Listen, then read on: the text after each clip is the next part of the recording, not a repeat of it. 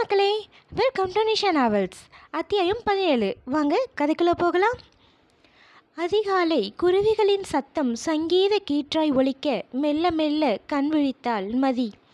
தான் எங்கிருக்கிறோம் என்பது புரியவே நிமிடங்கள் ஆகியது அவளுக்கு.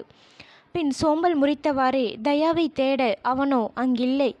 அவன் இல்லை என்றால் எனக்கு என்ன என்பது போல் தோலை குலுக்கியவாறே எழுந்தவள் தனது காலை கடன்களை எல்லாம் முடித்து வந்தாள்.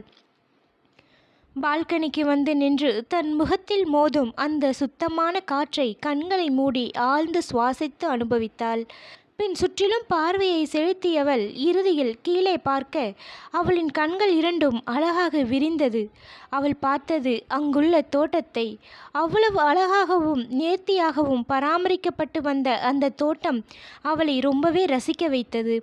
பலவித வண்ண மலர்கள், வகை வகையான செடி கொடிகள், மரங்கள் என ஒவ்வொன்றும் அவ்வளவும் அங்கிருக்க மதிக்கு உடனே அங்கு செல்ல வேண்டும் என மனம் பரபரக்க நொடியும் யோசிக்காது அங்கு விரைந்தாள். மாடியின் படிக்கட்டுகளில் துள்ளும் மானாக ஓடி வந்தவள் சட்டென பிரேக் போட்டது போல் நின்றாள். ஏனெனில் அங்கு சோபாவில் அமர்ந்திருந்தனர் மூர்த்தி மற்றும் குரு தம்பதியர்கள். மீனாவும் கோமதியும் மதியை பொசுக்கி விடுவது போல் பார்த்து வைத்தனர். குருவும் அவளை அலட்சியமான பார்வையினால் முறைத்துவிட்டு செய்தித்தாளினுள் மூழ்கினார். மூர்த்தி மட்டுமே புன்னகையோடு, வாம்மா, இப்பதான் எழுந்தியா, காஃபி குடிச்சியா என அன்போடு விசாரிக்க, கோமதி தன் கணவரை முறைத்தவாறே நக்கலாக, அதெல்லாம் குடிக்காமலா இருப்பா, எங்கிருந்தோ வந்தவளுக்கு வாழ்வை பார்த்தீங்களா என அடுத்து என்ன சொல்லியிருப்பாரோ. கோமதி, வாய மூடு என கோமதியை மூர்த்தி அடக்க, அம்மா என்ற அதட்டலுடன் வந்தான் பாலா.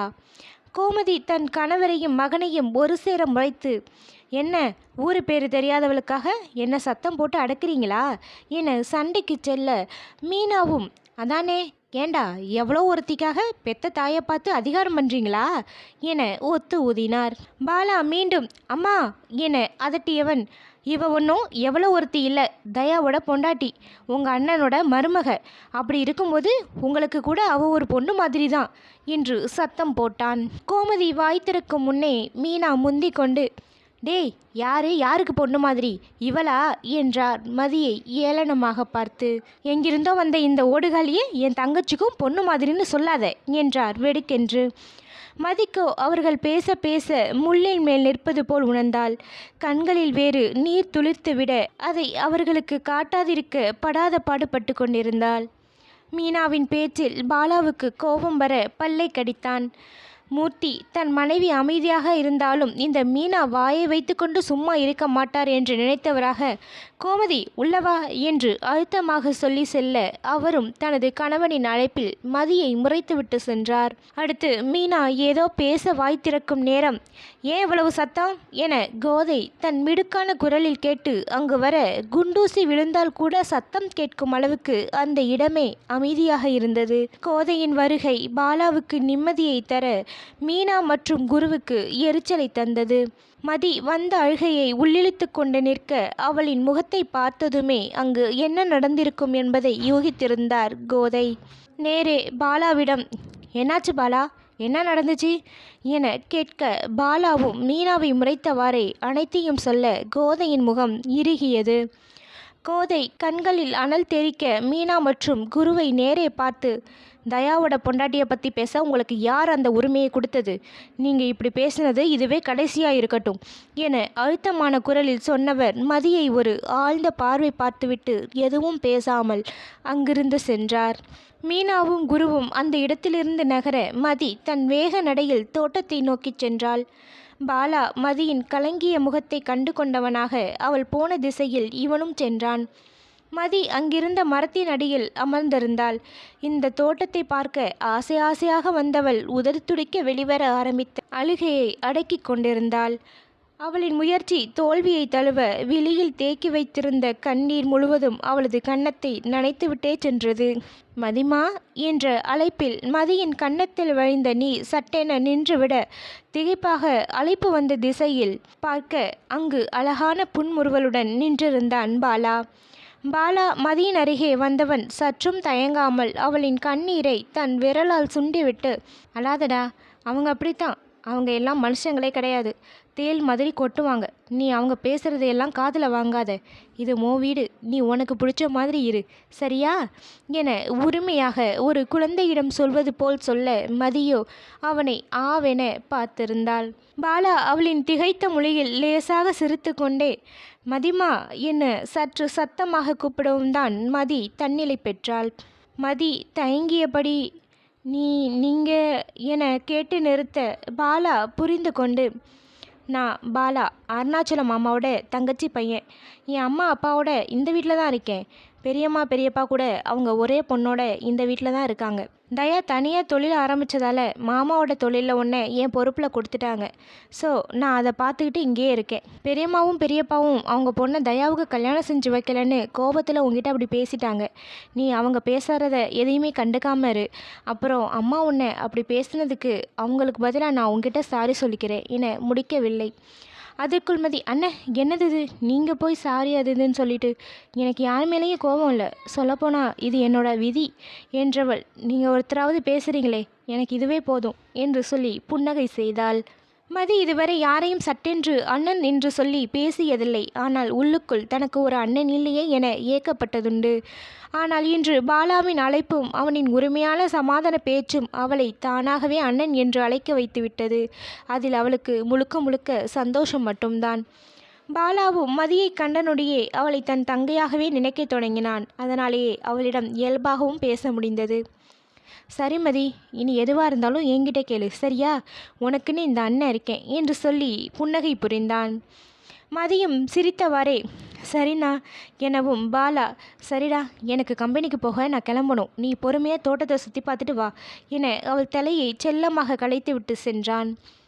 ஏனோ மதிக்கு பாலாவை மிகவும் பிடித்து போனது. தெரியாத ஊரில் தனக்கென ஓர் உறவாக ஒருவன் இருக்கிறான், அதுவும் அண்ணனாக என்பதே அவளுக்கு போதுமானதாக இருந்தது. மதி முகத்தில் தோன்றிய புன்னகையுடனே அந்த மலர்கள் நிறைந்த செடிகளை பார்த்தவாறு உற்சாகமாக அந்த தோட்டத்தையே சுற்றி கொண்டிருந்தாள். அங்கு மஞ்சள் நிறத்தில் பூத்து குலுங்கும் அழகிய ரோஜா செடிகளை பார்த்தவாறே நடந்து வந்தவள் எதிரே இருந்தவனின் நெஞ்சில் மோதி நின்றாள். தயா அப்போதுதான் தனது ஜாக்கிங்கை முடித்துவிட்டு வந்தவன் மதி தோட்டத்தில் இருப்பதை பார்த்து வீட்டிற்குள் நுழையாமல் நேரே அவளிடம் வந்தான். மதி திடுக்கிட்டு யாரென்று பார்க்க தயாதான் மார்புக்கு குறுக்காக கைகளை கட்டிக்கொண்டு நின்றிருந்தான். அவன் விழிகள் இரண்டும் ரசனையாக அவளை அளவெடுத்து சென்றதோ. மதிக்கு சுல்லென கோபம் வர, ஹலோ சார், ஏன் இப்படி வழியை மறிச்சிட்டு நிற்கிறீங்க என கேட்க, தயா அவளை நக்கலாக பார்த்து, என் வீட்டில் நின்றுக்கிட்டு என்னையே நீ அதிகாரம் பண்ணுறியா என்றான். ஏனோ தயா அவ்வாறு சொல்லவும் மதியின் முகம் சுருங்கிவிட்டது. பாலா சொன்னது போல் மற்றவர்கள் எது பேசினாலும் பார்த்து கொள்ளலாம் என்று எண்ணியிருந்தவள் இந்த வீட்டிற்கு அழைத்து வந்தவனே இப்படி பேசவும் அவளால் தாங்கவில்லை. ஆத்திரத்தில் தொண்டை அடைக்க, ஆமாம், இது உங்கள் வீடு தான், ஆனால் என்னை அழைச்சிட்டு வந்தது நீங்கள் தான், நானா ஒன்று இந்த வீட்டுக்கு அதிகாரம் செய்ய வரல என்றவள் கலங்கிய முகத்தை அவனுக்கு காட்டாது வீட்டிற்குள் ஓடிவிட்டாள்.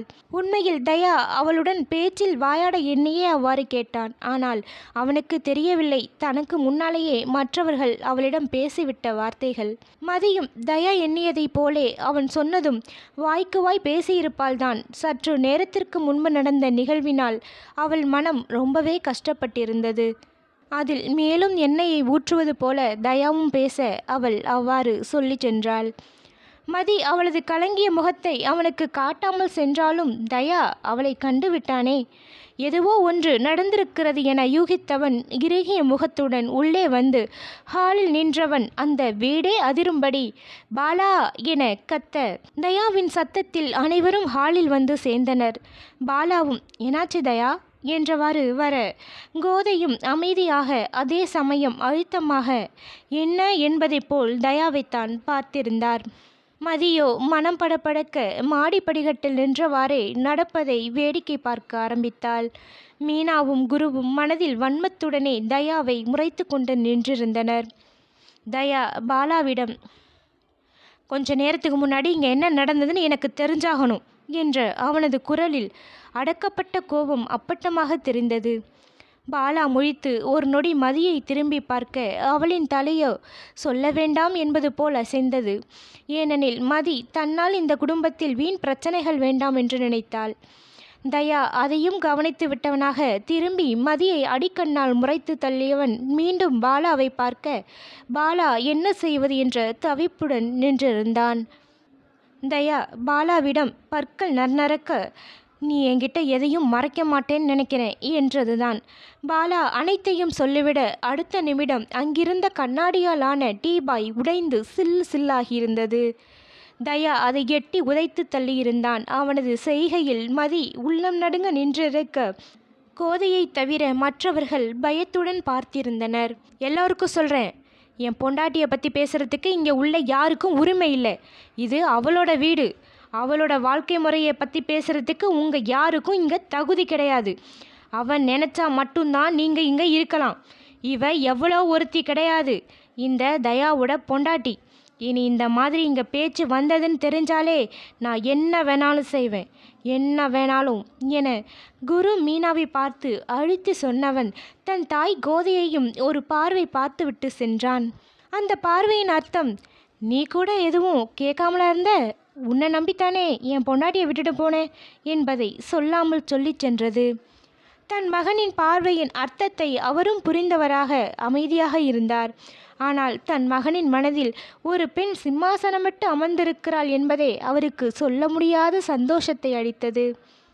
குரு மீனாவை பார்த்த கோதை, இதுக்கு மேலேயே இந்த மாதிரி கீழ்த்தரமாக பேசுறது நிறுத்துங்க, இல்லைன்னா என நிறுத்தியவர், தயா என்ன வேணாலும் செய்வான் என அவன் சொன்னதையே மீண்டும் சொல்லி எச்சரித்து விட்டு போனார். மூர்த்தி கோமதியிடம், இனிமேலாவது உன் அக்கா பேச்சை கேட்காம சுயமாக யோசிக்கிற வழியை பாரு என்றவர் மீனாவை முறைத்து விட்டு செல்ல பாலாவும் சென்று விட்டான். மீனாவும் குருவும் அவமானத்தில் கோபம் வர ஒன்றும் செய்ய இயலாது அங்கிருந்து நகர்ந்தனர். தயா கோபத்தில் தன் வேக நடையினால் மதியை தாண்டி அவனது அறைக்கு சென்றிருக்க மதி அவனின் கோபம் கண்டு மெல்ல அடியெடுத்து வைத்தவளாக அறைக்குள் நுழைந்தாள். தயா குளிப்பதற்காக துண்டை எடுத்துக்கொண்டு பாத்ரூமுக்கு போகும் நேரம், ஒரு நிமிஷம் சார் என்ற மதியின் வார்த்தையில் திரும்பி என்ன என்பது போல் பார்த்தான். அது எனக்கு என அவளது நாக்கு தந்தி அடிக்க பொறுமை எழுந்த தயா, என்னன்னு சொல்லி தொலை என இருந்து விழுந்தான். நான் இன்னும் காஃபி குடிக்கல என்றாள் சட்டென்று. வேறு ஏதோ சொல்வாள் என்றிருந்த தயாவுக்கு அவளின் இந்த வாக்கியத்தை கேட்டு இதுவரை இருந்த இறுக்கம் வரைய இதழோரம் புன்னகைத்தவன் திரும்பி கட்டிலருகே கிடந்த போனில் காஃபி எடுத்து வர சொல்லி வைத்தான். கொண்டு வருவாங்க, வாங்கிக்கோ என்று விட்டு நகர போக மதி விடாது, அப்போது நீங்கள் இன்னும் காஃபி குடிக்கலையா என்றாள். தயா சலித்தவாறே, இப்போ உனக்கு என்ன பிரச்சனை என கேட்க, இல்லை 2 காஃபின்னு சொன்னீங்க, அதான் கேட்டேன் என்றாள் மெதுவாக. தயா மறந்து சொன்னதை எண்ணி ஃபோனை எடுக்க போக மதி அவனை மீண்டும் தடுத்து, என்ன பண்ண போகிறீங்க என்றாள் கேள்வியாக. ஏதோ ஞாபகத்தில் 2 காஃபின்னு சொல்லிட்டேன், அதான் இங்கே மீண்டும் ஃபோன் செய்ய போக, வேண்டாம் என அவனது கையில் இருந்த ஃபோனை பிடுங்கினாள். தயா புரியாது அவளை பார்க்க மதி, இல்லை எனக்கு காஃபி பிடிக்கும் என இழுத்தாள். தயாவுக்கு இன்னமும் புரியவில்லை. அதனால் உண்டான எரிச்சலில், அதுக்கு என்ன இப்போ என அதட்ட, அதனால் நானே 2 காஃபியும் குடிச்சிக்கிறேன் என மண்டையை ஆட்டியவாறே சொன்னாள். அவள் அப்படி சொன்னதும் தயாவின் இதழ்கள் விரிந்தது. சொல்லிவிட்டு சிறுபிள்ளை போல் முழித்து கொண்டு நின்ற அவள் தோற்றம் அவனை ஈர்க்க மெதுவாக அவள் தலையை தட்டுவிட்டு, 2 போதுமா இல்லை இன்னும் 2 வேணுமா புருவம் உயர்த்தி நக்கலாக கேட்டுவிட்டு குளியலறைக்குள் புகுந்து கொண்டான். மதியோ அவனின் இதழ் விரிந்த சிறப்பில் தன்னை மறந்து நின்றாள். அவனது புன்னகைக்கு பின்னால் இந்த தேனுதான் இருக்கிறாள் என்பதை இருவருமே என்று அறிவார்களோ? அடுத்த பாகத்தில் சந்திப்போம். நன்றி.